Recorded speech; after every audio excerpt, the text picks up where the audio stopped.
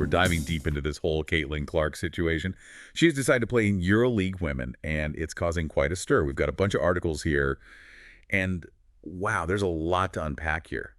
From the crazy salary differences to whether or not she'll ever come back to the WNBA.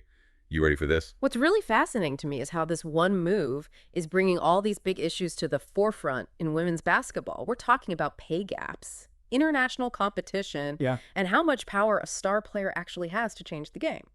Yeah, for sure. Yeah. Okay, let's address the elephant in the room right away. Yeah. The money. The WNBA salary cap is what, like $241,900? But in EuroLeague, we're talking millions. Yeah, it's wild. Remember Diana Taurasi? She was making something like $1.5 million playing in Russia, and that was way back in 2015. More recently, Brianna Stewart was earning $1.5 million a season over there, too, and that's on top of their WNBA salary. Wow, okay, so no wonder Clark is making this move. I mean, who wouldn't want to make that kind of money? It's a no-brainer financially, especially when you consider that EuroLeague teams don't stop at just the salary. They'll often cover taxes, housing, transportation, even meals sometimes. It's a level of security most WNBA players can only dream of. It's going to be nice. So it's not just about the money, though, right? EuroLeague is a whole different ballgame. It's been around forever, since 1958, and it pulls in amazing players from all over the world: Russia, Turkey, Spain, you name it. It's a longer season, too, Yeah. and the style of play is really different. It's less about those flashy individual plays you see in the WNBA and more about strategy and the whole team working together. It's like a basketball purist's paradise. I could see that, but I bet the WNBA isn't too happy about losing one of their most exciting players. Clark basically single-handedly boosted their viewership this past season. Oh, absolutely. Remember that Indiana Fever game? 17,000 people were crammed into that arena. Some people were even standing on the third balcony just to see her play. It was crazy. And the TV numbers were insane, too. Games with Clark were averaging over 1 million viewers, like triple what they usually get. Even the All-Star game broke viewership records because of her. Yeah, the league was definitely banking on her to be their golden goose. Now they have to figure out how to fill that void. That's rough. But, Clark's time in the WNBA wasn't exactly smooth sailing either. Oh, totally. Some of those technical fouls she got called for, it felt like she was being held to a different standard than other players. Yeah. And then there was that whole Nike thing. They promised her a $28 million sneaker deal. And then what happened? They shifted gears and focused on Aja Wilson instead. Her signature shoe is basically in limbo. It seemed like a pretty big betrayal, especially with all that controversy surrounding her rivalry with Angel Reese. For sure. So is this it then? Is she gone from the WNBA for good? Well, not exactly. She's keeping one foot in the door, playing part-time. It's almost like she's challenging the league to fix things. Interesting. So by not completely shutting the door, she's maintaining some leverage. Definitely. It's a power move. If the WNBA wants their star player back, they're going to have to step up their game. Okay, so we've talked about the money, the competition, and all the drama surrounding Clark's departure. But let's focus on her decision to play in EuroLeague for a minute. What does this actually mean for her career, her brand, and her development as a player? Now, this is where things get really interesting. By choosing EuroLeague, Clark is basically saying, I'm a global athlete, not just an American one. She's reaching a wider audience, experiencing a different style of play, facing a whole new set of challenges. So you're saying this could be a defining moment in her career. Absolutely.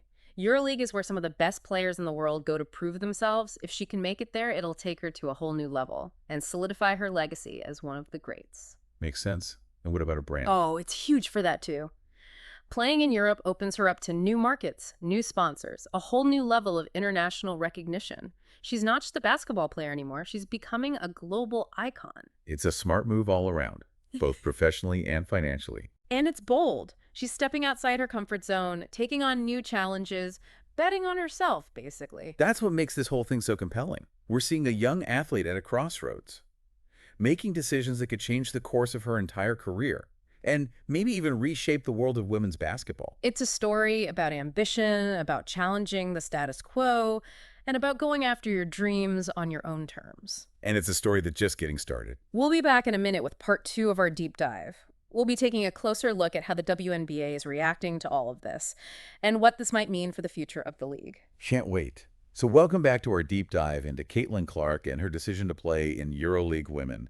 We've been talking about her motivations. But what about the fallout? How's the WNBA handling all of this? Oh, they're definitely feeling the pressure. The WNBA has been putting in a lot of work to grow the league, attract new fans, and improve player compensation. Yeah, and Caitlin Clark was a big part of that growth. Her style of play, her energy, her marketability. She brought a whole new level of excitement to the WNBA. For sure, she was like a walking highlight reel, a social media phenomenon, and her games were consistently drawing huge crowds and breaking TV viewership records. Right. So to see her go to EuroLeague, even if it's just part-time, has to be a wake-up call for the Oh, WNBA. absolutely. It's a message, loud and clear. There are other options out there. Leagues that are willing to invest in women's basketball and pay top dollar for the best players. Ouch. That's got to sting. Especially for a league that's still fighting for recognition and financial stability. It's definitely a reality check. But it could also be an opportunity for the WNBA to take a step back and look in the mirror, reassess their priorities, and figure out how to create a better environment for their players. Yeah, because let's face it, the WNBA has some catching up to do. The pay gap between them and EuroLeague is pretty huge. Yeah. And the resources available to players, the travel, the support system, it's just not on the same level. Nope. And if they want to keep players like Caitlin Clark, they need to address these issues, investing in their players, creating a more competitive salary structure, and providing the kind of support that allows athletes to really thrive both on and off the court. Exactly. It's a competitive world out there. And if the WNBA doesn't step up, they risk losing more players to leagues like EuroLeague. Couldn't agree more. They need to adapt and evolve if they want to stay on top. All right, so let's switch gears for a second and talk about EuroLeague women. What's waiting for Caitlin Clark over there? What's the style of play like? What kind of challenges is she going to face? Well, like we mentioned before, EuroLeague Women is known for its strategic, team-oriented basketball. It's less about individual showmanship and more about precision, discipline, and working together as a unit. So it's pretty different from the WNBA then. Oh, yeah. It's a chance for players to really test their skills in a different system, learn new strategies, and adapt to a different pace. For someone like Caitlin Clark, who's known for her dynamic, high-scoring style, it's an opportunity to refine her game and become even more versatile. So it's a real test of her basketball IQ Yeah, and her ability to adjust. absolutely. EuroLeague will force her to think differently about the game, to be more patient, to move the ball effectively, and to really rely on her teammates. But I'm sure there will be some bumps in the road too, right? Oh, of course. The competition in EuroLeague is fierce. It's full of world-class talent, players who've been playing together for years, developing that chemistry and deep understanding of the game. So she's going to be going up against the best of the best. Exactly. And she'll have to adjust to a new level of physicality, a different set of rules, and a different officiating style. It's like a whole new world. It really is. And then there's the whole cultural aspect. Living in a new country, playing for a new team, new coaches, new teammates. It's a lot to take in. Yeah, especially for someone who's used to being the star player. Right. And EuroLeague, she's going to be one of many talented players. She'll have to earn her spot, prove herself all over again, and adapt to a different team dynamic. It's a humbling experience, Yeah. but it's also a chance for some serious growth. Definitely. It's a chance for Caitlin Clark to push herself outside her comfort zone, embrace new challenges, and become a more well-rounded player. And that's what makes this whole story so fascinating. Oh, It's not just about basketball. it's about her journey as a person, her willingness to try new things, and her determination to succeed on her own terms. It's about breaking barriers, exceeding expectations, and redefining what it means to be a star athlete in today's world. It's a story that's only just beginning. We'll be back in just a minute with part 3 of our deep dive, where we'll be taking a look at the global implications of Caitlin Clark's move to EuroLeague Women. We'll be discussing the potential impact on the WNBA, the rise of women's basketball around the world, and what this all means for the future of the game. Okay, so we're back and ready to wrap up our deep dive into Caitlin Clark's big move to EuroLeague. We've covered the money, the competition, the drama with the WNBA. But now I want to zoom out a bit.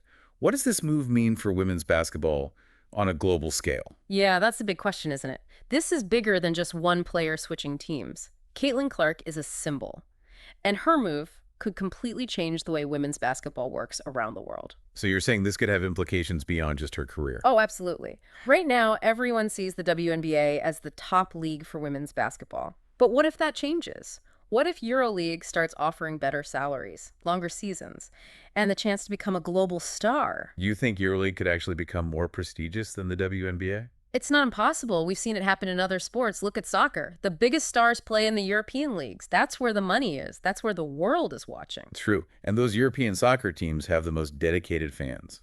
Exactly. And that's the kind of passion EuroLeague women could tap into. Imagine sold out arenas all over Europe. Fans going crazy for Caitlin Clark and her team. It could change everything. I bet the WNBA is a little nervous watching all of this unfold. They should be. If more WNBA stars follow Clark's lead, it could be a huge problem for them. A talent drain for sure. And a financial hit too. Fewer star players mean fewer viewers, less merch sold, fewer sponsors. You got it. The WNBA needs to wake up and smell the coffee. They need to make some changes if they want to stay competitive. Like what kind of changes? How can they keep their best players and stay on top? Well, first things first, they got to fix that pay gap. They need to offer salaries that are closer to what EuroLeague players are making. Yeah, and it's not just about the money either. They need to improve the whole experience for their players. Better travel, more resources, more support. Exactly. They need to create an environment where players feel valued, where they can grow and be successful. And maybe they need to think more globally. Instead of just focusing on American players, maybe they should start recruiting from all over the world. That's a great idea. A more diverse league would not only have more talent, but it would also reflect the global nature of women's basketball. I like it. At the end of the day, this is about more than just leagues and contracts. It's about the future of women's basketball. It's about giving female athletes the opportunities they deserve. Right. Caitlin Clark, whether she meant to or not, has started something big. Her decision to play in EuroLeague has shaken things up, and it'll be interesting to see what happens next. It feels like we're at a turning point. Will the WNBA adapt and stay on top? Will EuroLeague take advantage of this and become the new powerhouse? And what about Caitlin Clark? Will she come back to the WNBA, or will she become a global icon in Europe? So many questions. Only time will tell. But one thing's for sure, women's basketball is changing, and Caitlin Clark is leading the way. It's been amazing unpacking this story with you, from the WNBA drama to the global implications. Yeah, we've covered a lot. And I think the biggest takeaway for me is this. Caitlin Clark is a game changer, and I can't wait to see what she does next. She's a force to be reckoned with, breaking down barriers and redefining what's possible for women in basketball. That's it for our deep dive into Caitlin Clark's EuroLeague move. But the conversation doesn't end here. Keep thinking about these questions, and stay tuned for the next chapter in Caitlin Clark's incredible journey.